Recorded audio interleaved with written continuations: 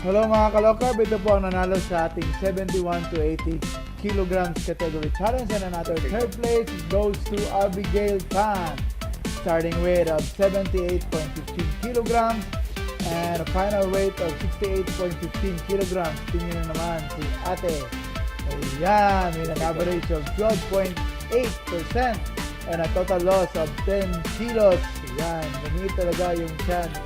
Abigail. And ang ating second place goes to Philip sa Bordo Alvarez with an 80.3 kilograms starting weight and a final weight of 68.2 kilograms. Yan, hindi talaga ang cancer with a 12.1% average total loss and a total loss weight of 15.07 kilograms. Yan po si Alvarez, Philip Alvarez. Ang ating champion ay walang iba kundi si John Roy Yames. Tingnan niyo naman, talagang lumiit si John Roy.